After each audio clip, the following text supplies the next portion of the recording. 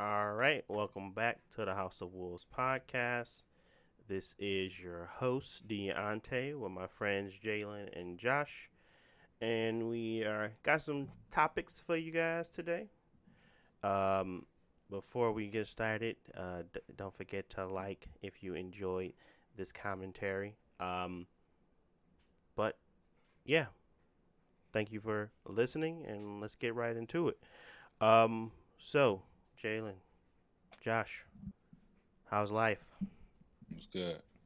Uh, Stuff straight. Just getting back in the swing of things. Had a little 2 week break for school. I know y'all probably tired of me talking about school, but y'all gotta understand school is all I do. So, School, school, um, school, man. yeah. So everything's straight though. Just getting ready for exams and stuff like that. That's about it. So All right, what you got? Yeah, What you got, Josh? same here. Still got a little bit of a not vacation, but like downtime since class hasn't restarted for me. So, just trying to enjoy what I can. Can't go outside, but can relax a little. All right.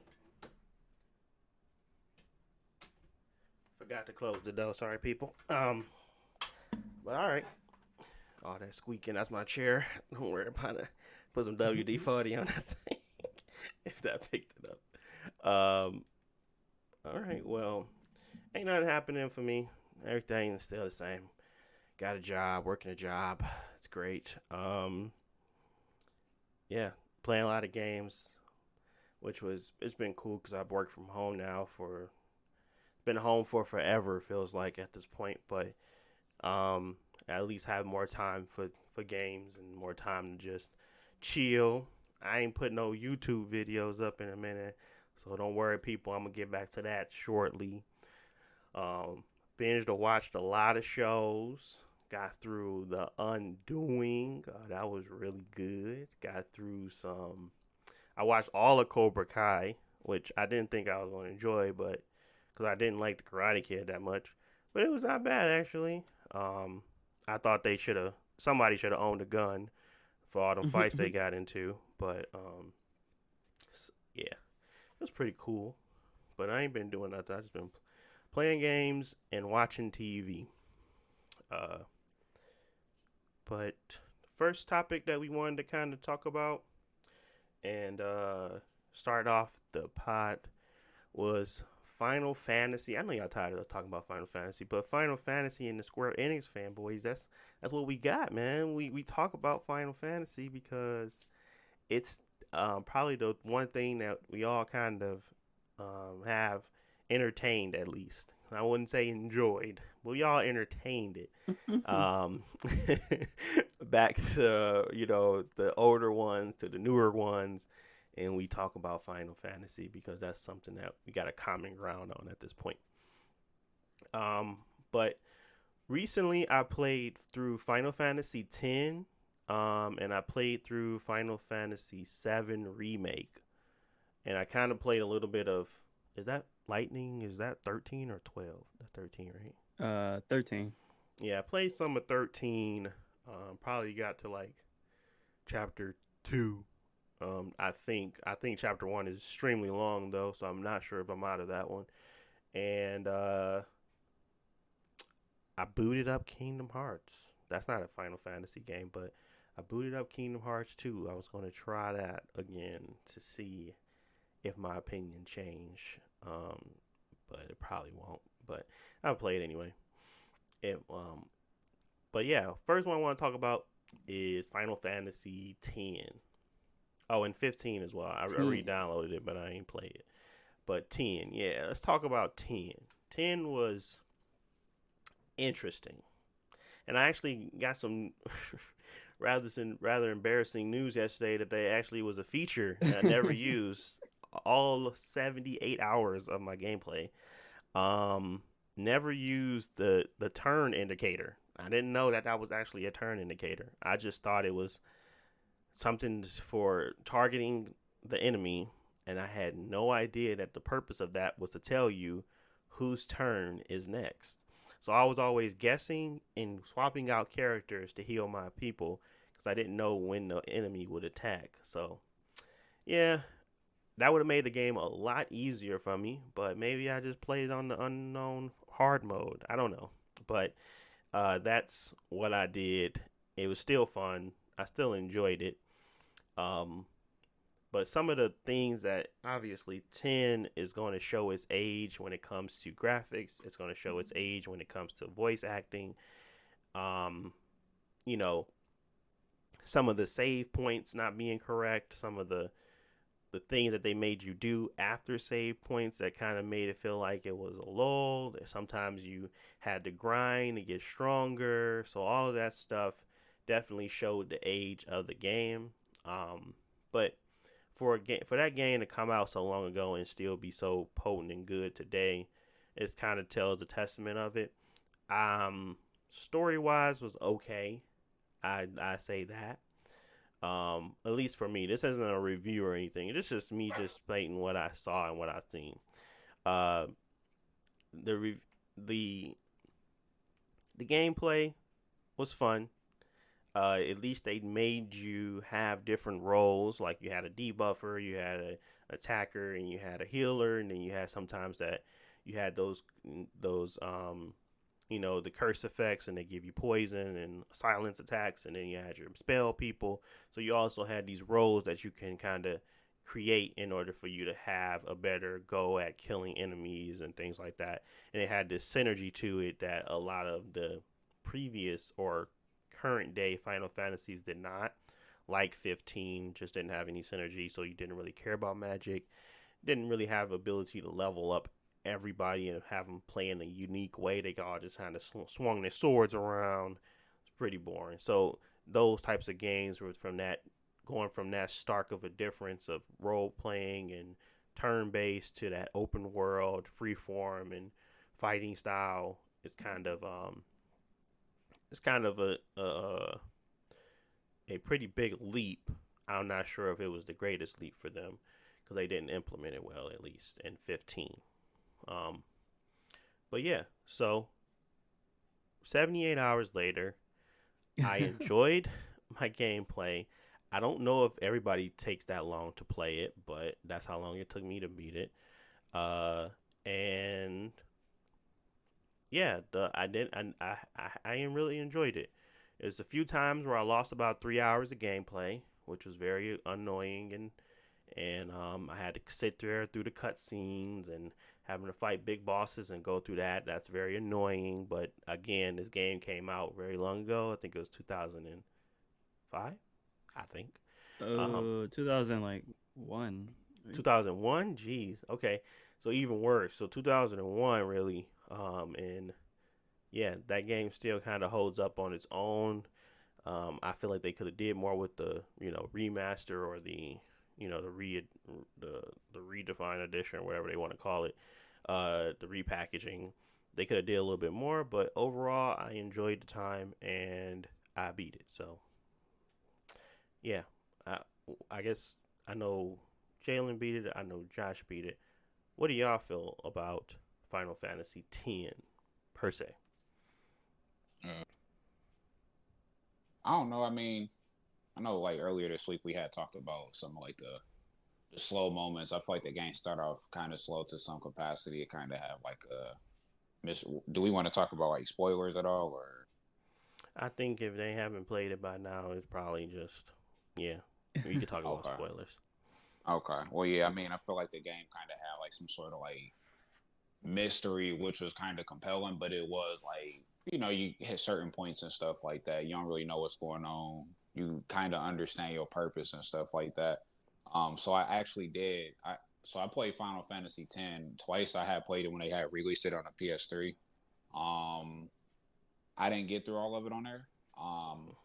I kind of hit one of the like a drier point. I think it was like around when you fight like the chocobo eater or something. Like you're like in a not in a forest, but like in some In the Greenlands, the plains. Plainlands, yeah the yeah. green plants. Yeah. So I had actually stopped playing around that time because I didn't feel like it was like super compelling. Like Deontay said, the voice acting kind of bad. Yuna's, I know Josh kind of said something about Yuna voice actor is kind of a little off or whatever. She did seem a little off in that game. Like she just She was seemed like sad. she was unenthused and Sad. confused and delayed with, you know what I'm Yeah. saying? I really was thinking, I'm like, I don't know if she has some sort of like mental like delays or anything like that, but I mean, it could add to her character potentially. I don't really, you know what I'm saying? It's Final Fantasy, anything could mean anything. Um, so I just went ahead and played with it, but I don't know. The second time I had played it on the PS4, I actually was a little bit more compelled. I kind of had to find a little bit of enthusiasm in certain areas, and I started finding the game to be a lot more enjoyable when you start understanding the sphere grid a little bit more, because Hmm.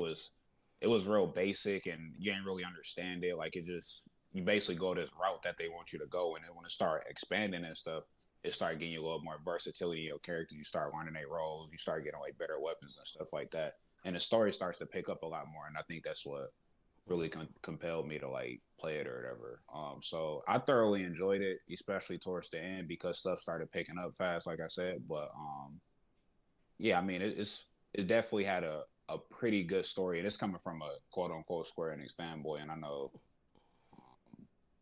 yeah, I mean, I'm probably not the best critic of games because I be playing some games that'd be like borderline garbage, but I might like the gameplay. So to each his own. Yeah. What you got, Josh? Yeah, I never played 10 when it came out. Only touched it when it was like the HD re-release. And I've always heard people say like 10 is either really good, but it's just like a big step down from the games that came before, because like that's when the company like got bought out by a different company and a lot of stuff changed. Overall, I can see why people like it, but and also don't like it. It has a lot of, I think, memorable events. Like, I think back on it, like I think about the wedding and all that type of stuff, and the the cutscenes.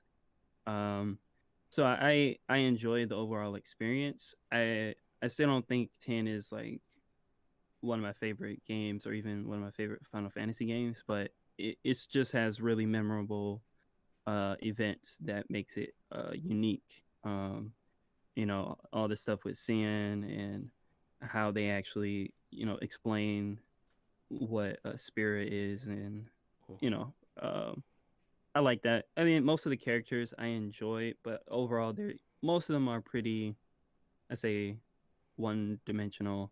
Hmm. Some of them do get a little bit more depth than others, but they're okay. um it's I still think a decent Final Fantasy where it doesn't have too many, I say, negatives. Like the gameplay is Hmm. pretty interesting. The upgrades, I don't like the spear grid, like the whole upgrade map, but it gets its job done. And Yeah. you got some unique summons. I think that's one of the games where summoning was a big deal. So I think they did that well, which they completely messed up in 15. So that's something we Yeah. can talk about. Hmm. Uh, but yeah, I think it's overall decent. Like I can see, like, if people played it as their first Final Fantasy game or played it when they were younger, they might love it. Um, but it was pretty good overall. Yeah. I think so as well. I think it was like one of the uh more. I think gameplay wise is more interesting, but obviously I enjoy the more modern style of gameplay, and I think a lot of things that I enjoyed in modern games kind of resonated with me a little bit more in the newer remake of Final Fantasy. But 10 definitely, if I was playing in that time and I thought, wow, these graphics are revolutionary, and now they like block figures, and then they actually got fingers and all that stuff, and it I could see how people would think that was a compelling entry. Now going back with it, I can't really take my lenses off for the new and the modern, but I definitely still enjoyed my experience, and I put 78 hours in it. uh I still don't think it's like, I don't think that was my favorite one. I think my favorite one is still, which is pretty sad because I would thought I would find something else that I would enjoy more, but it's still gonna be the 7 remake. I plead that one as well. Uh, I don't. It's not that 7 wins off of. It just wins off polish. I guess I just don't like uh Final Fantasy games. I haven't found one that I really was like, dang, it shocked me, or dang, this really pushed me back. But I haven't played them all yet, so I have to continue to play. I have to keep deep diving, and that's pretty much one of my goals is to kind of figure out what makes Square Enix Final Fantasy games great, because I still haven't figured that out yet.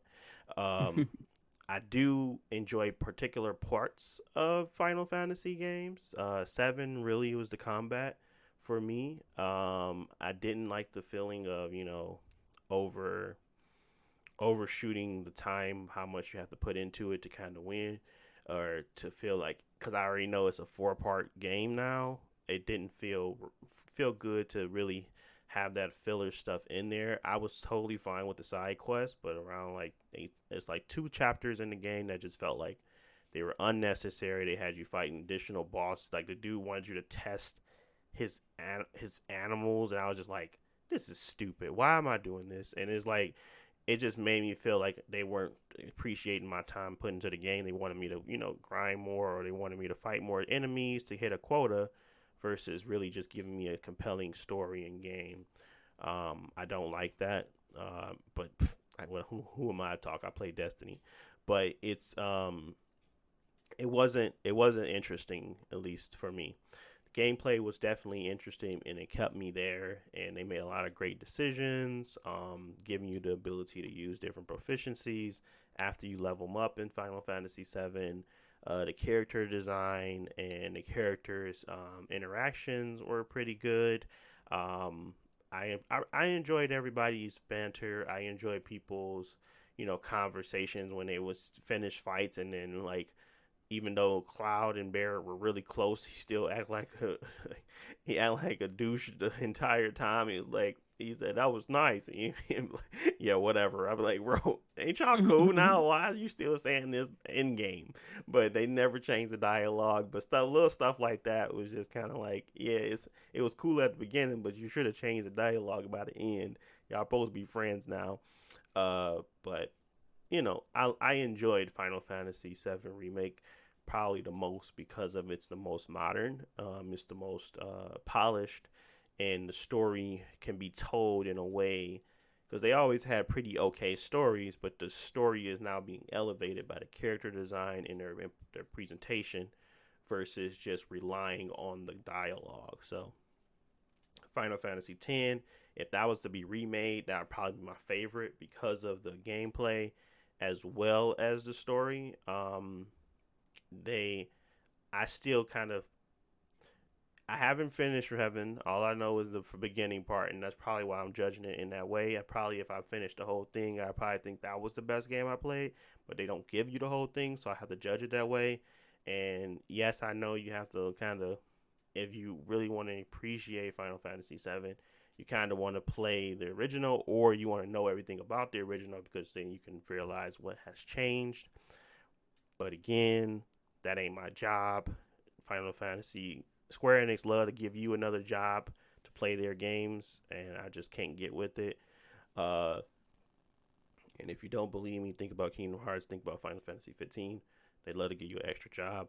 But it's kind of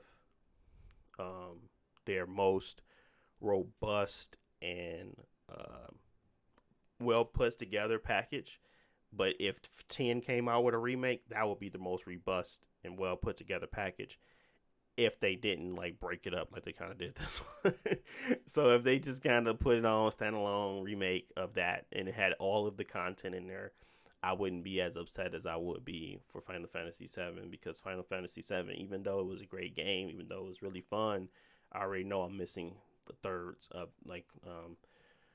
a third of the game, because of them simply wanting to expand it and create the world, make the world bigger, make the world more expansive, kind of elaborate on a lot of the things within the world, which is great. And I feel like I'm now experiencing something that most people didn't, and how they experience it is going to be different than me. So now I get to experience it with this new fresh coat of eyes or whatever.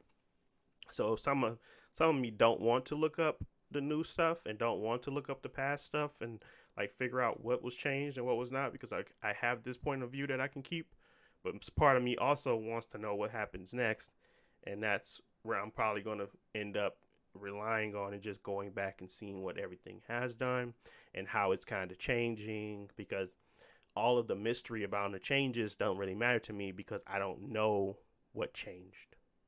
And getting filled in on some of the changes really helped me appreciate some of the conversations more, some of the changes more, some of the understanding of the whispers and all that crap. So it's a little bit of a unique situation I'm in, and I want to keep it that way, but maybe not because I'm very eager to see what kind of what what what what my feelings would be if I knew everything like everybody else. Yeah. But yeah, how do you Uh, guys feel about that? so are we okay with Spoilers, yes. spoilers at this point? Okay. Final You want Fantasy to go first, Seven. Jalen? Yeah, we gonna Well, I just go mean, we spoil talked it. about it a couple times without spoilers, so I feel like now is the time to like actually go into it. Yeah. You can go ahead. Um, Or I my bad. I was just gonna say one thing about the I didn't want to go backtrack what we was just talking about. Just a little like piece with Final Fantasy, like what Deontay is saying, like the whole hype behind the series. Mm-hmm. Just real quickly, I think the hype behind the series is because they was like doing certain things with the games, and when they was like coming out with the '90s and stuff. Well, coming out with in the '90s. Mm-hmm.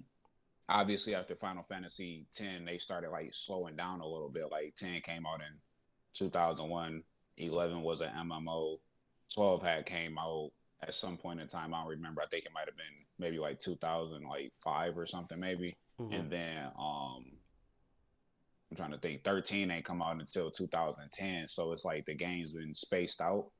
Gotcha.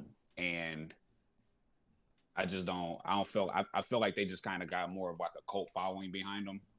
So they're not really because I don't. I personally don't see like a huge hype behind the Final Fantasies. I just like the story that some of them show, and I don't go back and play the old ones. People love Seven. Seven don't got no voice acting. Y'all know how I feel about voice acting. I played Dragon Quest Seven, put the game down because it ain't had no voice acting. Like it's a dated system that I can't get jiggy with. Basically, like I can't. Can't I mean, that's entertain the it. simplest. Yeah. Yeah, it's not entertaining. Like reading dialogue, that's fine. I can do that. But I mean, like you said, modern. You can see the luster behind 10, and I think it's good that it aged better than some other games. But like going back and playing 7, you're not going unless you're playing that purely off nostalgia and stuff like that. You're not gonna really enjoy the game. I mean, I had a hard time finding the doggone ladder in the game, like you know what I'm saying, because of the way the graphics was. So. Yeah. But that was just a little caveat. I digress, but I was just saying that to say I empathize with what Deontay talking about, especially somebody who like 4K and 8K, 16K TVs and HDR and ray tracing and all that other type of stuff that I couldn't even begin to tell you what it means. So, yeah, it's important at least for me. Go ahead. Yeah, go ahead, Josh. No, I can comment on that too because I think a lot of the hype with Final Fantasy is the fact that they went from Final Fantasy 1 to 15, and it's like it's been around for a long time. Like some of those first games, probably when they came out, were the best stories that people had seen.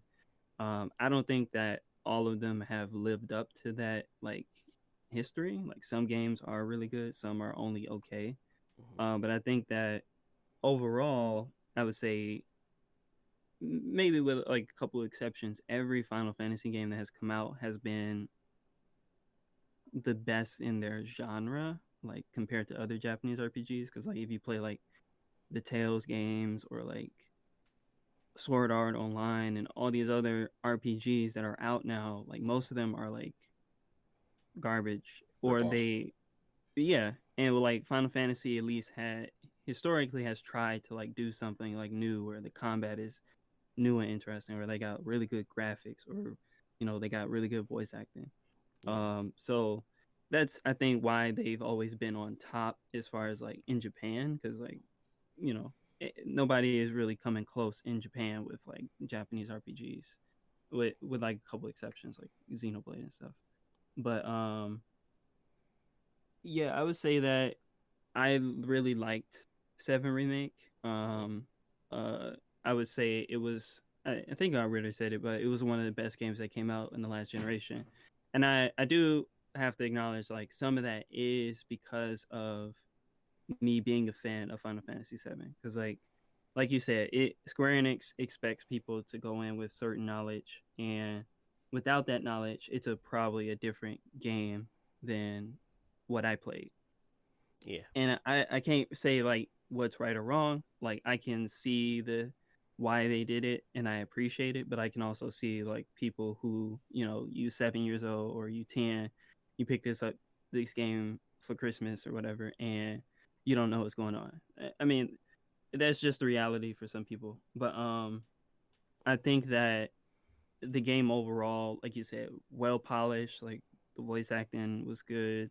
Um Graphically, obviously not The the best greatest, game but it's that came definitely out, but it decent. looks really good. You understand Mhm. um, the art and direction of the world. Like you can see like this supposed to be like a big city and stuff like that. Right. Um, so yeah, I appreciate it. I think they did a really good job, especially compared to like their last couple of games, like 15 and Kingdom Hearts 3. Like this feels like even though it's not done, it feels like a finished game, not just like they threw it together in 1 year and put it out. Well, um, I can't knock 15 because 15 has some really, really good moments in the game where you felt like, well, geez, like that whole scene where you kind of the dude comes like he's like a rock or whatever, and then he just starts becoming oh human, well, and yeah, he's like like those gelatin. type of scenes were amazing for what they were, but the game was just surrounding it was bad. So like Yeah, they still had those speculative moments where you like, wow, this is really impressive. um 7 didn't really have that. I mean, they had some scenes where it was like, it felt more Devil May Cry-ish, and I was like, this guy is going nuts on his motorcycle, and it reminds me of Devil May Cry and their scenes and how spectacular they can be with like just regular items or whatever. But then you yeah, have those specular things like 15 where they had that stuff in it, because that's the first time I seen anything like that in a video game that you could play on that wasn't like in God of War.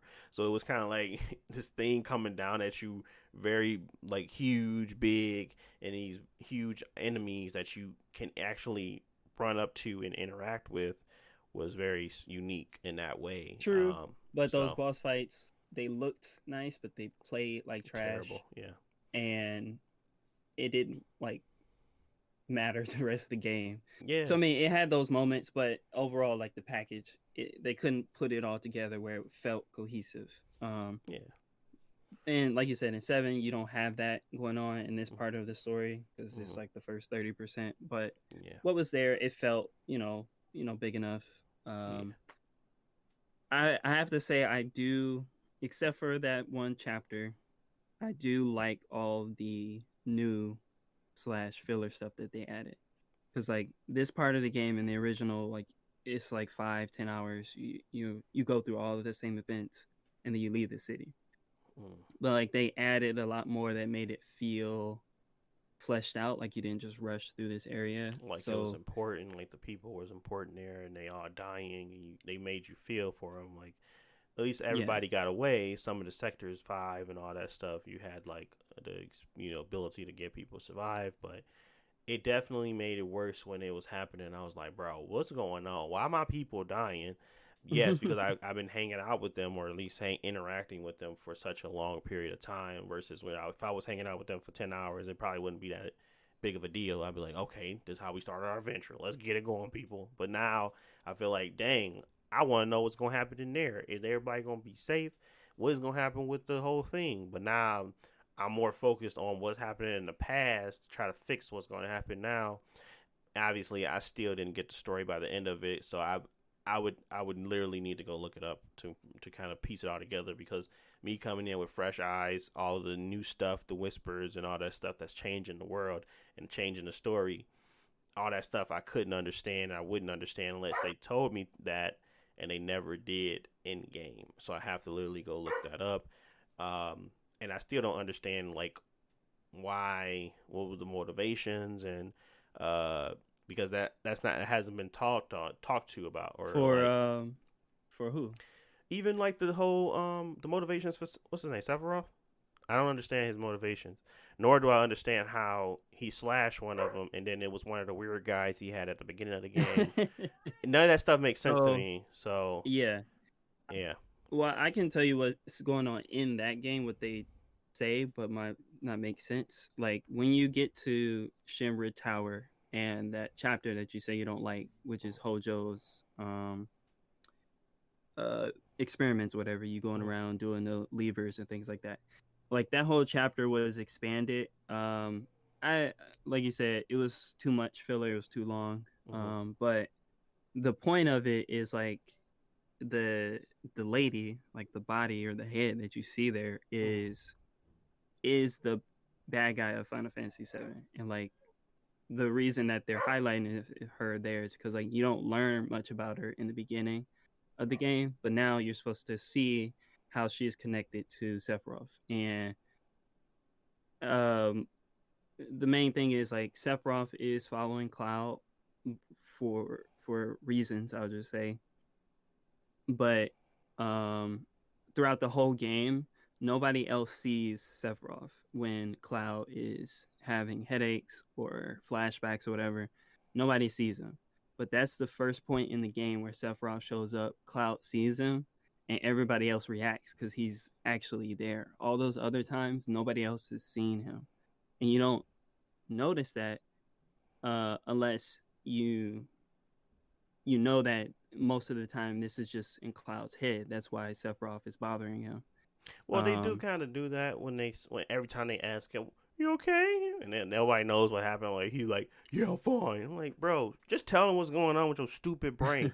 But Hey, I was thinking the same I was thing, bro. like, I'm bro, like, bro, just talk. why are you pretending that you're not going through a mental breakdown right now? He's like, "Oh no, it's fine, it's fine, it's fine."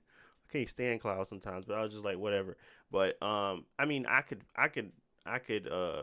depict when he was there and when he was not, but it mm-hmm. didn't make sense when he like stabbed Barrett and like one of the whispers went into his body, and I was kind of like, I don't understand. Is he controlling the whispers? Why can't he see the whispers around him? It just all was kind of confusing, but you kind of explained it a little bit more to make me, understand what was going on, but at the same time, the game didn't explain what was going on. So it just felt like I was Well, they being, did.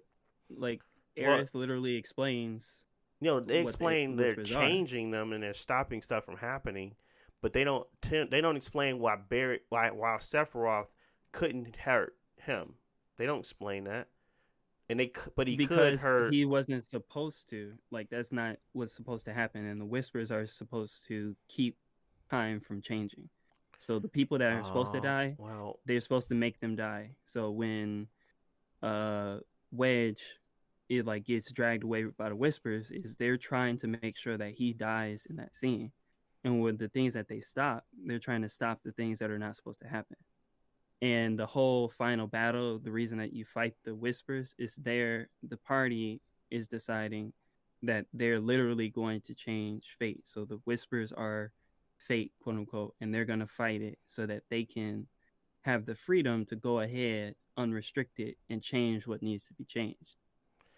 but what about the whole remember when the Whispers were trying to stop them from meeting up with the additional party, and then they were trying to Yeah, stop them from in chapter 11 when when they or broke what through? yeah, they were trying to stop them because what was happening in the game is you when you beat the ghost and stuff Mm-hmm. in the train yard, you're early. Like you're there before the destruction of the sector 7. And the whispers are literally trying to slow you down so that you don't have enough time to stop sector 7. Because if those whispers were not there, the party would have been fast enough to get to the top before they could hit the button. But now in the actual game, because of the whispers delayed them like 5 minutes, when they get there, the Turks are already there at the top, and they got to fight the Turks, and they end up losing. So they're trying to stop them from saving Sector 7. Mm-hmm. So didn't I don't remember the game that well. I thought the whisper saved Wedge from dying. Uh, well, when he falls off the thing, um, because he has the hook thing, he survives this time. Which is weird. I think that's just like a new addition. But they put him in the where'd they put him? In the underground area, right? Hmm. Yeah, that's after he died. So that one I can't explain, like, because he was already supposed to be dead, but the second time they moved him or quote unquote saved him. So I don't know why that time he survived. That's probably something they're going to explain later. But the first time he should have died. Wedge OP is confirmed. Top tier. Ultima. Ruby weapon. Not just... Yeah. So um yeah, yeah, I think it's a again, with all of these games, I feel like they make you want to pull your hair out because they try to make you literally do homework to figure out what's going on, and it doesn't have to be like in your face. This is what happened, but to literally not know that the whispers aren't originally, which is fine because if they're not originally in the first game, I wouldn't know that. I wouldn't care. But tying it all together is kind of really difficult when you're getting piece information the entire game. So you're just not even getting the yeah. full story the entire time. And even when you Honestly, get the the ending just doesn't make sense if right, without context.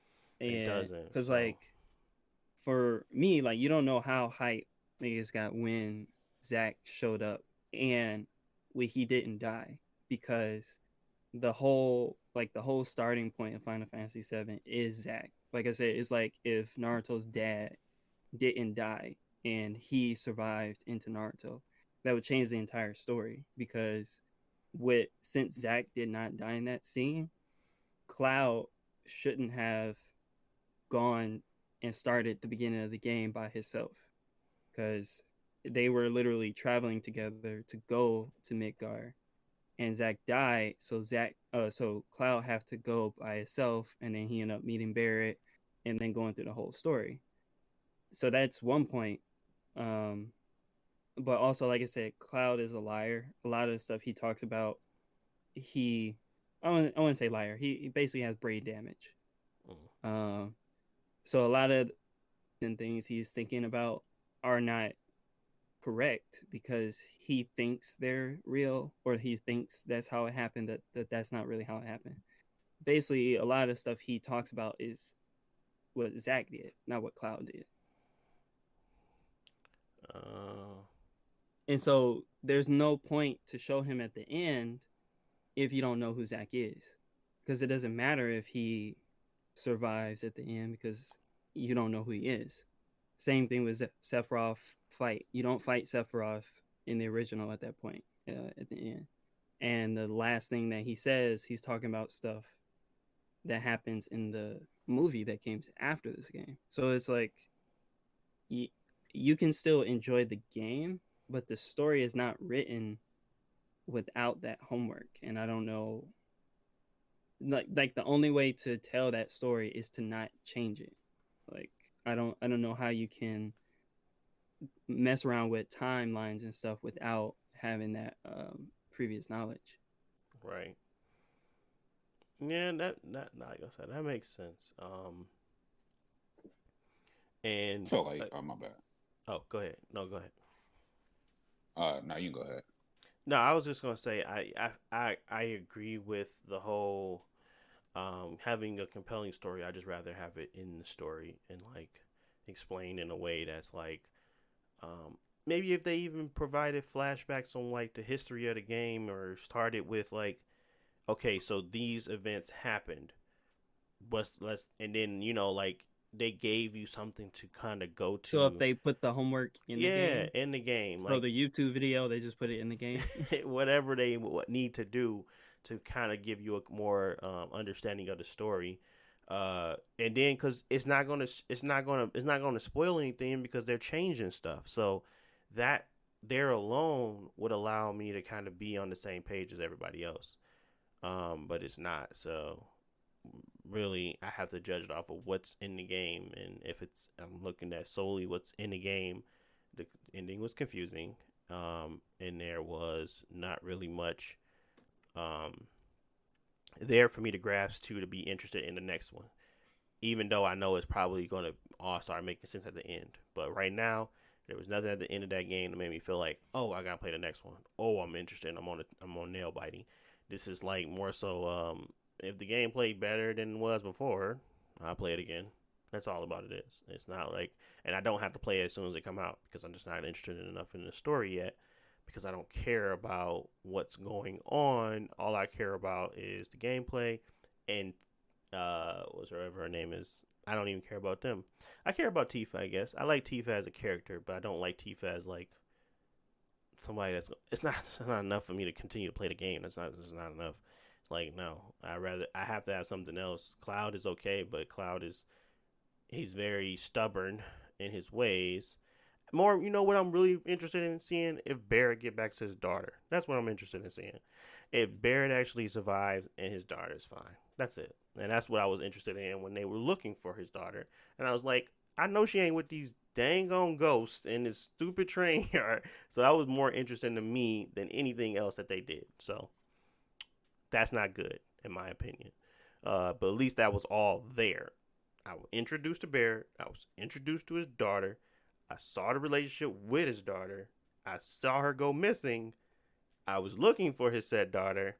And then at the end, he left his daughter. So all of that was in the game. So I could follow it. And it was easier to follow. Then what was going on with Cloud. What was going on with Tifa's part. Because she had like she couldn't tell me what was going on with her feelings for Cloud. And then Aerith, she just all types of random. Being this new being or whatever. So yeah, Barrett was the easiest one and more compelling character to me because he was fleshed out in a way that made sense. Yeah, because I guess it makes sense because he doesn't have a backstory like everybody else does. Yeah, he doesn't. So he's just a character, and his motivations are very understandable in there. It's right there in the game. He's very stubborn. He wants to save the world, but that's what it is. So, what was you gonna say, Jalen? Shoot, I forgot. I was just finna say something about. I think it was going towards like a direction about like how the story and everything pan out. Mm-hmm. I felt like it's like this a bad thing, but it's kind of to the point where when I play Final Fantasy games, I don't expect to have like a full grasp of the story without doing research on like any of the games, just because I feel like the games start off real like standard, and you can be like, all right, boom, boom, boom. Like you can take the game for what it is, but like when it starts to change and starts to just do the fantasy stuff. I mean, the game fantasy as it is, but when it go to fantasy times 10, you just take it for what it was. Like I still don't understand the stuff that happened in 10. Yeah. I still don't understand the stuff that happened in 13 or any of those series, like 13-2 Lightning Returns. Like 12 wasn't as bad. I felt like 12 was a little bit more down to earth. But towards like the end point of 12, I just didn't understand like how this dude got this strong. Like it was just kind of like, all right, I'm gonna just take it for what it is because like it's Final Fantasy. I guess they got to get radical to some capacity, and I mean even Type 0. When I was playing Type 0, I was just like, okay, it's at that point where I'm not gonna understand unless I go do research and like really read into something that the game shows. So like when you're talking about Sephiroth and stuff. Hey, as much as I like Final Fantasy VII, I cannot tell you how Sephiroth keep appearing. They be talking about he in his conscience, he everywhere, he's Genova. As long as Carl got these cells, like it's just I just be like, all right, man, he can't go away. Like he in Kingdom Hearts, like he can't go away. Like Sephiroth is always gonna be here. He's a ghost. He can attack Carl whenever he want. He'd never go away. Like I just leave it as that because it don't. I mean, I'm sure there's a logical quote unquote, I would loosely use this word for why he keep coming back. But in that movie Advent Children, when them three dudes fused and made Sephiroth, I was just like, all right, it's at that point again. I know I'm watching a movie, but the movie can do the same thing the games do and get to the point where it just don't make sense. I mean, Kingdom Hearts do it too. Like, so Yeah. So yeah, I agree. Like every Final Fantasy game has that point where it's too much, and it's basically you have to go to the wiki if you want to like get the clear breakdown of how everything works. Like I think that's why 10 became more interesting to me because like I read after I beat the game, and so like oh that makes a lot more sense and things like that. Like Sin kills people all the time, and people die like around when they 20. So everybody in Final Fantasy 10 gets married super early, and that's why when you look at people clothes, like all the women are wearing like bikinis and things like that because they're trying to get married super early before they get killed by Sin. um, and just like that stuff you're not gonna get from the game because they're not gonna talk about it. You just gotta read about it later, um, which is fine. I think there's some things that are in 7 that are not clear, but it's not clear just because the game is not done. Like obviously, when all 3 is out, it'll make sense because like Sephiroth, like there's a reason why he shows up, and it's I think it's pretty clear. It's not like weird stuff, but it's not explained in part 1.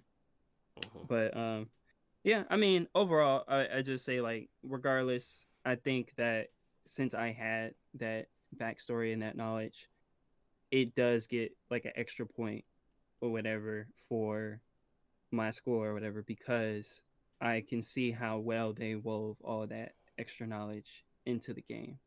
Hmm. Um, and that literally made the game better for me because it, it made the characters more interesting. It made characters I didn't like I didn't like Cloud.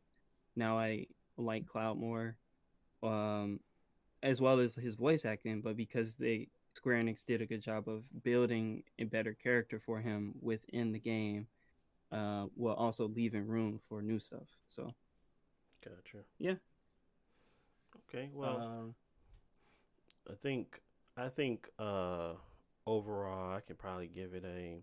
I think I said it 8.5 out of 10. Just fine because it's still compelling enough to entertain you gameplay wise, story wise, in some aspects. But I mean, you may have to look up other things once you're done. But most of the time, when you're interested in a certain topic or game, you probably look up stuff after anyway. If it's not like blatantly clear. But yeah, I think overall, I would I have to give it an 8.5 out of 10. Really enjoyed the gameplay. The combat was really good. The the characters, the writing, you know, their banter. I would say I can't really go to the story because I some points I really just didn't understand it, but I know I understand the motivations of getting around and doing things, but at the point of like the overall picture, I didn't understand it that well. But this, banter, getting around people, talking to people, doing side quests, understanding what the motivations of some people were, and how we can get through to certain things and getting stuff done, or even the whole the honeybee club thing was a very unique experience. Uh, which was interesting. It was all interesting, but just the overarching story was really was confusing. Uh, yeah. Um, how I mean, we got time. yeah, Talk we about got something else. So you're gonna keep going. yeah. We can talk about I was something. gonna, I Go was ahead. gonna ask you, you you enjoyed it like 8 out of 8.5, but do you feel like that's I don't know. I just want to ask, like you said earlier, you don't think that you'll be excited or looking forward to more. No, I won't, but I will play it. This at least gives me the opportunity to say I'll play it, but it's not. I'm not looking forward to it, because if it's more of the same, I'm going to be confused by the end of it. I am going to have filler stuff that I don't want to do, and then I'm going to be not so interested in most of the characters' overarching stories, like I am now. So uh, I don't really care about most of the characters' stories, but I enjoy them as characters. is that weird to say? Because it's like I enjoy them being present in my party, talking to me, and my reactions to them, but I don't care about their motivations. Is that weird? Um, I mean, it makes. I mean, it's normal. Like there are a lot of games that, like I just played Dragon Quest X. Like I didn't care about most of the party's story mhm, or like what they care to do about. Like, one dude's going back to his dad, and his dad is mad at him. Like I don't really mhm, care, but I enjoyed him as a character. That's fine. yeah, I guess the weird thing about Seven is the thing that people love is the characters and mhm, their stories, and I guess where they cut it off, you don't have that, and that's why the next game, when they go deeply into the backstories and explain like what Tifa is actually doing and why she's acting like she's like, then it makes more sense. But it's just like, yeah, in this first part, she's just someone like a good gameplay character. yeah. She's really strong. Really like She's nice and her. Mhm, willing to help out, but she doesn't really do anything for herself because she's too busy like taking care of the Marlene and stuff like that. So, it I can understand that because like she does. Well, it's not a character arc. That's the whole thing. Like yeah, you it's want to see just their character arc, and this is the beginning of that character arc, and you don't get anything from it unless you have like, oh, I already knew what she was doing in the last game, so I can see something there. But like, yeah. yeah, and that's what I don't want to kind of spoil for myself. Is like the the mystery of it all because uh, but the mystery hasn't captured me in the way I thought it would be because simply because of how deep rooted it is in the previous history of the game. Now that it kind of shows me that yeah, you probably wanted to know this stuff anyway. So either you can give up that opportunity to kind of go in fresh, or you can go in with the past knowledge of most people that really help them enjoy it more. So what would you choose? Blue pill, red pill. That's kind of deal I'm in right now. Yeah. So it's I don't know, and that's why I'm not. Probably if I looked up everything and I kind of got the motivation to see it, it'd probably be a more of a looking forward to it than highly anticipated. But right now it's just not really. I mean, if I can catch it for another 25, I'll play it again. But I'm not. I'm not gonna run out there and get it. I mean, I spend money on garbage anyway, so it's not like I couldn't pay for it early. I just don't see myself being like, yeah, I need to get this now. I mean, if y'all are enjoying it, I'll probably do it just because we can talk about it. But more than likely, it's not something that would be motivating enough, at least from what I've seen and what I've done, to motivate me enough to say, yeah, I need that. Hit the, hit that Rennie. I Man, need that.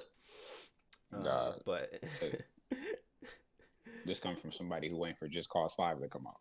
I'm not waiting for Just Man, Cause 5. I'm not waiting for Just Cause 5 to come out, man. I ain't played doing it in a while, but Man, yeah. Yeah. It's. I'm definitely waiting for God of War 2. So I'm Dying Light 2. Dying Light 2 look good though. So there's games I'm anticipating Dev that's Hell. probably don't. Dev Yeah, Hell. yeah. That's definitely one of those Dev Hell games. I'm so disappointed. Man, they put out a 35-minute. They put like a 25-minute demo. Like the game really told us what was going to be happening and like what we were going to be at, and then they just like how are you 2 years later like still developing or even in dev hell? Like I don't understand. They're trying to be ways too expansive, which I can see them doing because they probably are trying to get not out. They're trying to get out the box of just another game. They're probably trying to get that top tier level of game, which is fine because it makes the game more enjoyable. They already were, first person, so they had to make a lot of animations and things like that to kind of make the world seem fresh. And you obviously see how difficult that could be if you're trying to go for realism and you're trying to go for all this extra stuff versus like Cyberpunk. But that's what they kind of want to do, and they was bringing that to in 2019. They was bringing that a while ago, so I just hope I hope it's worth the wait, and hope they actually actually get out of dev hell, and I hope they write a great script because it seemed like a lot of the their actions and all that stuff mattered. So I'm very hopeful for that game, and I'm very much anticipating playing through that game thoroughly. Um, and like I said, I would definitely give Final Fantasy more shots because I liked enough, um, or at least the past stuff. I liked a cohesive story. Once the cohesive story was completed, I enjoyed it. So I would say the same thing if Final Fantasy VII is up there with the story and they feel like that was one of the better stories of the Final Fantasy series. I would probably be more interested in seeing how that plans out. So my interest will be peaked at that point when people are hyping it up and we're seeing the secondary stuff. We're seeing trailers about what's happening next. Maybe they get me to go into the anticipating. But right now, no. So what It's, homework you about to do? um, None. I ain't about to do no homework. I think I'm gonna leave it. I'm gonna leave it like it is because, like I said, I really don't like what they do with their games. They really don't like how they make people. I really don't like it. I don't. It's not. Well, I don't let appreciate me it. rephrase it then. Do you actually feel like it's homework, or do you actually enjoy this stuff? Because it's like people will read 800 mangas of One Piece, but most of that is filler.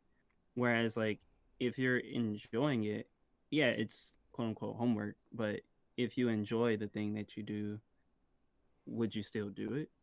Um, You've been watching One Piece no. for a long time. I mean, you see me with Destiny. I don't read all the lore. I don't read all of it. I read some of it that's interesting to me. Like I'll go look up the Thorn. I'll go look up the last word and how that came to be. But I'm not gonna look up everything, and that's what they kind of want you to do. So I'm not. No, I won't do that because, and I played that game way more than I played any other game. So, and that's definitely my favorite game ever. So, and I But still won't do it. you still do homework for Destiny. Like, Yeah, they don't I would explain do. how the guns work or how to get them. They don't explain any quests. So you have to go to YouTube to learn how to play the game. No, their quests are pretty simple now, but before, yes, the I used to have Nah, to go to YouTube. I go to YouTube now for the gun mostly mods and all that cheats. stuff, Yeah, or cheats not? like Yeah. glitches, and I do look up game. I do look up weapon reviews, so I guess that is homework. I guess because I'm looking at whether or not this is intriguing enough of a weapon, but it's not their job to tell me whether or not this weapon is worthy of my time. I guess that's me being competitive in PvP, saying, okay, do I really want to grind for this said weapon? But I guess that would be really difficult for them to do is say, this is a top tier S class weapon. You might want to get this one, but maybe they could just put that in there. I don't know. But that would I be the same mean, thing with Borderlands, kind of they don't like, show you what the pinnacle weapon is. Like, that's yeah, nowhere they in the do. game, right? No, they do. It's a quest. You can just pick it up from Shacks. Oh yeah, that quest. Yeah, Yeah, you just pick yeah. up this It's so quest from many quests Shacks. that I just don't know where anything is. No, but I know where it is because I play it. But it's like you just go there, you go to the markers, they give you markers. It's not like that game is more chores, and they want you to know where the chores are. They don't want you to not be confused on the chores. Like the only thing that they ever done was like the zero mission for the sniper. And those are fun to do because they don't happen so often. The sniper for the Whisper of the Worm, and then for the Outbreak Prime. Those were the only two where it's like they just dropped something in the game and they didn't tell you how to do anything. So I mean Yeah. raids too, but raids are a little bit different. So um I guess you're right. I mean if you are interested enough, you'll do homework on it. I'm just not interested enough, I guess. And I don't do it often. Square Enix just feels like they want you to do it way more than any other company, in my opinion. Maybe that's not the truth, and everybody has like some type of form of end, because even though I really enjoy Cyberpunk, by the end of the first ending, I was like, "This is stupid. Why did I die? Okay, let me figure out how not to do this and how to get to the next endings." So I did homework on it. So yes, you're right. If I'm interested enough, but at least the story before I got to the ending was compelling enough. At least the characters I was introduced to was compelling enough to say, I don't want this. I don't want this to be how it ends. So let me change it. Final Fantasy just left you at that part where you kind of starting your journey. So if I'm not even starting it yet, what compel me more to come back to start it? That's what I'm saying. It's kind of like it's just hard to give you 1/3 of the game because you said it's 3 parts, not 4 parts, right? 3 parts. Well, I don't know what they're gonna do for the last Oh, part, but I feel like it should at least be three because they, okay, like I said, this is literally just the first time you leave the city, right. and so this is clearly just like 1/3 of the game. Yeah. So yeah, I guess you have a point there about homework and whether or not you get the you want to do it. Uh, I just don't like that it's like huge important parts of the story that would make you feel better if you kind of had this in the game or if you had this in there. Um, that critique will never go away from me, and it's always going to be that way. But um, no, I think I want to continue with the fresh eyes approach, and see how I feel about it at the end, and then at the end of the game, I kind of go back and see. I obviously I'm gonna go and get the explanation by the end of the game because most of the time the explanations kind of give you all the backstory. But then once I figured out that explanation, I just watch what happened in the first original Final Fantasy, and then kind of give you like they give you a comparison, what's the differences or whatever. Then I just kind of, oh okay, I see this why this happened. But I would hope by the end of 3 parts, extra 3 parts or extra 2 parts or whatever it may be, that I have that understanding on my own, and they're just filling in small gaps and not the whole bigger picture kind of deal. Yeah, I mean, I guess what I'm worried is they're well, I don't think they're gonna do that, but let's say they change the game like a lot, whereas the ending is completely different. Like nothing Mm-hmm. happens, like completely different from the original. Mm-hmm. Then the whole ending might not. I guess at that point it should make sense It about how should they because got to they that point, started but you it's like not it's a new gonna game at make the point. sense. Yeah, but it's not gonna make sense in comparison to the other thing. Like they can make it make sense in the game, whereas like they pick up this special sword and go back in time, blah blah blah. But it won't. You won't have that reference for the other thing. So I just don't know how they can do it. I don't know. Um, yeah, no, that makes sense because you think they're going to heavily rely on your previous understanding of the old game to kind of see when they change stuff and when they explain Well, stuff and when they don't explain something, kind of when I deal. brought up in game before, it's like they literally put you in like the Avengers 1 or Iron Man or Thor 2 or whatever. And they don't explain what's going on in Thor 2. They just show you that Thor went back to Thor 2. And without knowing that, you can still enjoy the scene. He's with his mom and stuff like that, but you don't know why he's there or what happens or things like that, or why he's even crying because you didn't see Thor 2. So it's like that, where it's like if they go continue this story and they change stuff and it's But just not he gonna has make no sense knowledge without of that. that, only Sephiroth, right? So they still have to pretend No, like Cloud doesn't have any knowledge of the changes, he right? does. Well, he does because he literally sees the future, like in Wait, the that's final his battle. superpower? Are you serious? That he No, got? no, no, no. Oh, It's not a superpower. Like you're fighting the big Kingdom Hearts monster at the end. Um, and every time you damage it, they see a vision of the future. So literally everybody sees the future. But before that, Cloud also sees some things that happen in the future that he shouldn't know. And Aerith also knows the future. Also, Red 13, the dog, he also knows the future, and Sephiroth. So there's literally 4 characters that know things that they shouldn't know, and if they are able to figure it out or to figure out how to change stuff, then they can literally change the future. hmm.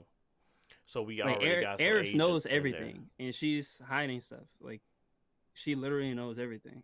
Well, they kind of explained that she knows everything. Like she knows what's going to happen because she was like, "All right, are we going to be able to save this?" And she was like, "No, I'm just going to do everything I can to help you guys because Yeah, I already know it's going to collapse." So they kind of explained that already to me. I didn't know 13 could do it because all he talks about is Well, when um she touches him or something, remembers she like, everything, yeah, shares. Okay, because he Everything on started some bull. talking. She seemed OP to be honest, but she was started talking to him, and well, he started talking, and then he kind of had extra knowledge that she was like, oh, she kind of, I was enlightened or I wasn't aware, and I was like, that's weird, but maybe I'm just go with it because I don't know if they trying to explain that this character in the future is going to have a big importance, but obviously he's one of the party members now. Um, yeah, but it was just that stuff. So I I still followed that Aerith was that girl because she was definitely the one that was going to be able to tell me what's going to happen, and maybe she developed more, and then she starts to really start to showcase that she can really try to save us or change how she or manipulate time or whatever. Maybe that's something that they introduce later on, but right yeah. now with new characters still going into the second one, I would think that they would still try to flesh out that's that kind of that understanding.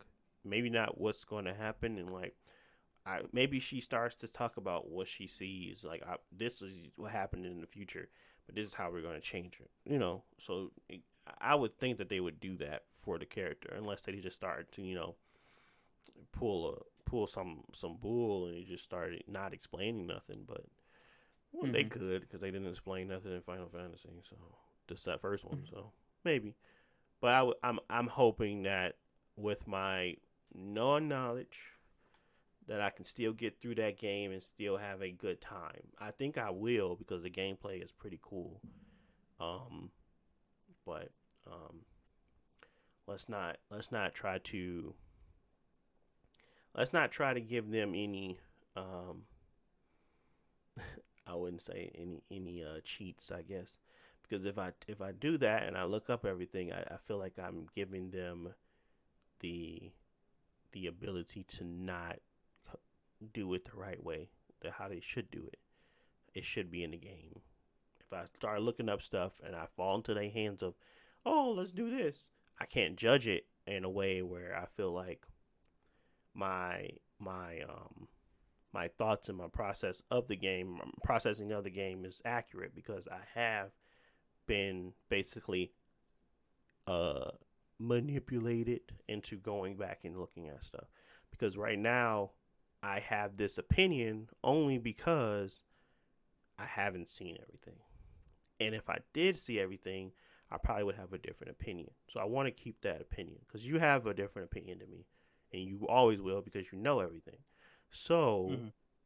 in order for me to play devil's advocate for this video game, I would rather not be on the same side of that because then I would be pretending as if I knew stuff or understood stuff that they mentioned in there, even though I shouldn't have because I didn't know about it. So that's kind of how I want to look at it now, kind of deal. And I do that because I really don't care. So, um, yeah, that's kind of how I want to look at it right now. Have you looked up anything, Jalen, or stuff, old previous stuff? About Final Fantasy 7? Yeah. Mm. Nah, not really. I mean, I played like halfway through like the original one, and I mean, I seen Advent Children. I played. I ain't beat Crisis Core. I got to the end of the game. Okay, so yeah, he's tainted. Yeah, Oh, I already know most of Final Fantasy, like what goes on about everything. I just don't. I just never really understood where Sephiroth keep coming from. Like, and I could look it up, but I just didn't really care to because I just accepted for what it was. But like, I'm sure I can find like a logical explanation. I just, you know, I know enough about Final Fantasy 7, like when people were supposed to die and stuff like that. So I was picking up on a lot of the stuff the game was like putting out. I just didn't like. I probably wouldn't know it as well as Josh did because I didn't look into it that much, but I had a pretty good understanding of like what was going on and when Hojo's supposed to die and when Biggs, Jesse, and Will, stuff like that. So okay. Okay. Well, yeah. I mean, that's how I wanted to kind of leave it because I think that'd be more of an interesting conversation than to have it where we just all on the same page.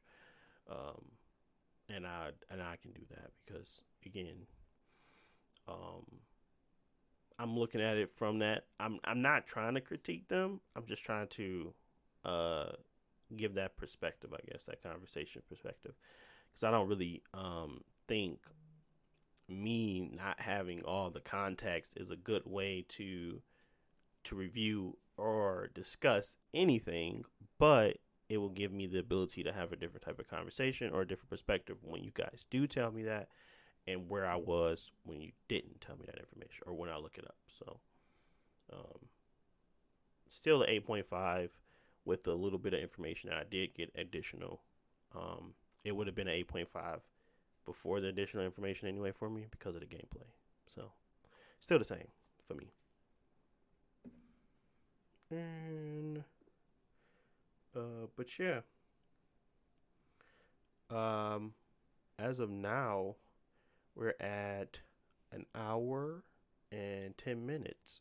So we still got some time, but we can end it here. We've been talking about Final Fantasy, so we could just leave it as the Final Fantasy episode because that's all we talked about. But yeah.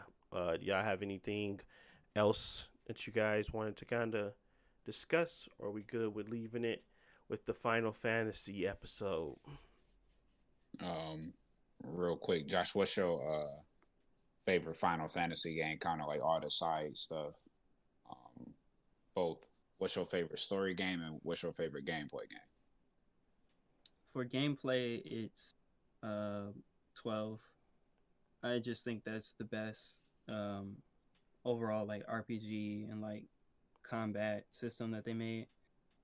It's I mean, obviously the I wouldn't say the story is the best, but the gameplay they absolutely do things that no other Final Fantasy game has done. The best job system, the best level up system, the build variety, and all that type of stuff. So, well, I would say Zodiac Age, which is the remake, because they added a lot of stuff to it to make it the best. And story, um, I don't know. I would say I'm leaning towards 7, but it's not the obviously complete story. So I don't know. I enjoyed 13. I enjoyed 10. I I I guess 14. That's the best answer because it has the best overall story The compared to other MMO, games. Well, the last 3 quote unquote expansions, Heaven Sword, and all that Heaven good stuff. Sword and Shadowbringer, absolutely have like really good writing, and it's a complete story, and then they move on to a new story. And so I feel like it's good because they are able to introduce new places, new characters, write an interesting story, and end it. And you don't need a lot of extra stuff for it. So, Hmm. Okay. Okay. what about you, Jalen? I'm trying to think Final Fantasy games. I think my favorite one gameplay wise will probably be 7 Remake. Um, I think they could have did some things a little bit better. I don't like how you can't switch your party, but I understand. I mean, well, to some capacity, I guess. But I think 7 would probably be my favorite gameplay wise. I did like 12 gameplay wise. I just felt like at certain points, like I just kind of felt like it was hard to manage everything that was going on. I had to keep turning the speed down, and I could turn it up and stuff like that. But that's not a knock and stuff. It's just don't let you like times 2 speed everything, which is fair. Mm. So I think 7 probably be just because of the fluidity of the combat. I liked how when you switching your character, or when you or not switching your character, but when you put a command in and stuff like that, the screen used to gray out, but like the music would still play. It's something Mm-hmm. minor, but it did it so fluid. So it kind of kept you engaged in the battle versus like if you play Final Fantasy 15. Um, I guess you can kind of call that a wait mode a little bit. When you play 15, you can play it in wait mode, Mm. But it didn't do wait mode the same as like seven did. Seven still made you feel like you was engaged in the battle and you need to act quickly. You need to act quickly in 15, like when you get towards some of the like end game stuff. But like I just felt like it wasn't as much like magic involved and like abilities and stuff, like you felt like it kind of really did a whole lot. So that's my thing about it. I think Seven did a pretty good job, and then everybody had their own unique dynamic to them.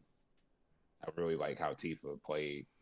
She felt the most fluid. She felt like the most fluid character you can play with, and you could just like do anything. I guess kind of an equivalent. The way I play with Mario, Mario can do a lot. He got a lot of versatility. I feel like I could do that with Tifa to some capacity. Yeah, definitely. Story wise, I'm trying to think. Story wise, Final Fantasy. Obviously I ain't complete all of seven. Uh, Crisis Core, but Crisis Core had its dry moments. Don't get me started with the encounters. That kind of put a damper on the story. For me at least. I think my favorite story for Final Fantasy might be.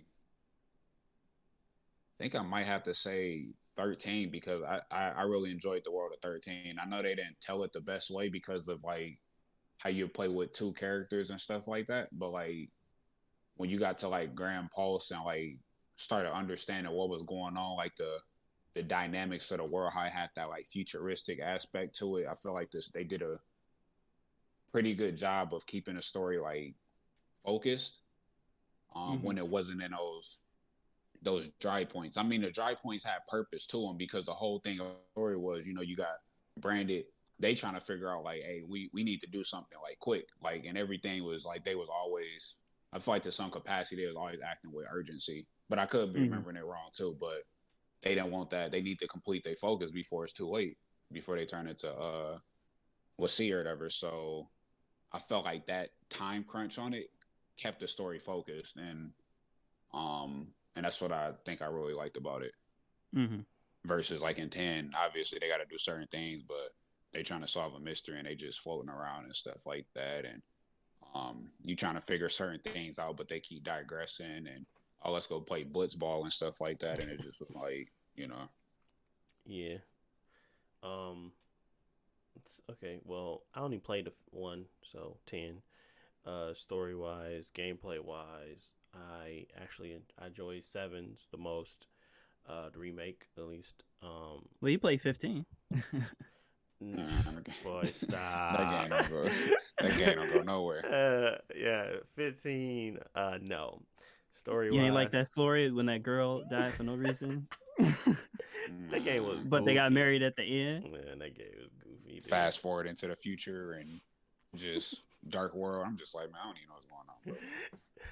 That game was stupid. But I enjoyed 10's story and I enjoyed 7's remakes of gameplay.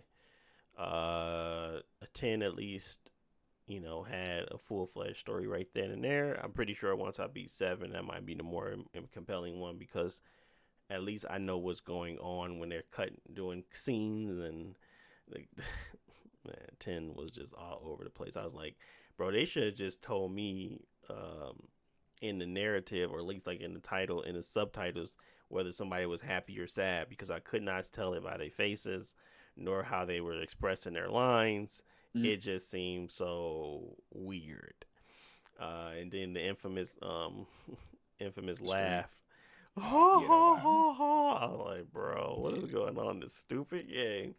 But yeah, it was still a fun play. Titus was funny. Well, not funny, but Titus was fine, I guess, as a dumb character. But I enjoyed some of the moments and like where they went and stuff they did. And it seemed like they had like a more diverse cast of people that you could, get more information about, but it just seemed interesting enough to, be there. Yeah, but like I said, I only played one. But I think I did want to talk, well, we'll talk about it next time, but whether or not Persona took their change and ran with it. with some of these games. 'Cause I think they did, at least when it comes to completing and fulfilling a more compelling and gameplay story wise for me. But we'll talk about that another time. Stay tuned for the next episode of Podcast Z. I'm just playing. Man, I used to hate when those things come on. I'd be like, bro, we only got 10 minutes of actual footage. My man, he spent 20 minutes powering up. How you gonna say the next episode, man? We ain't get no fights, no nothing. And talk about what 2 did next week. I'm like, bro, man, y'all are freaking annoying me. On the next episode of Dragon Ball Z, Goku's powering up. But man, you just did that for 20 minutes, man. Come on, dude. You gotta talking about past history, bro. Like, bro, he said I got here with all. I was like, I remember what was I think I was watching. I think the most irritating one had to be Sales, because I was actually really engaged with that one, and I just like, bro, I want to know what happens and what's going on. I think Cell was the really most annoying one for me. I don't think it was any. I think that's the only time I was really watching the show. Every other time I watch reruns, but when I was watching Cell's fight, I actually was literally watching with my uncle, and I remember watching it every week. But every other time, I just watch reruns. Cell, boy, the boys waited for 10 days. They had them fillers in between. There's Goku and Gohan running around Super Saiyan just doing random tasks. Yeah, that was the most annoying. I was like, y'all need to get to the Cell fight already, man. What's going on? Goku solving puzzles. Yeah, man. But yeah, that's pretty much it for this week.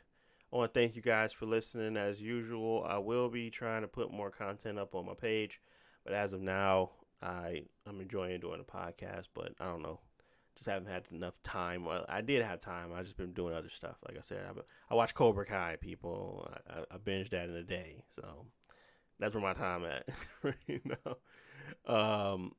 But anything y'all want to say before we go? No. Go play Kingdom Hearts 2, Deontay. So we can talk about that. Yeah, that's another. I go hop on that too. That's another task. Well, all right, people. Thanks for listening, and we will catch you guys next week.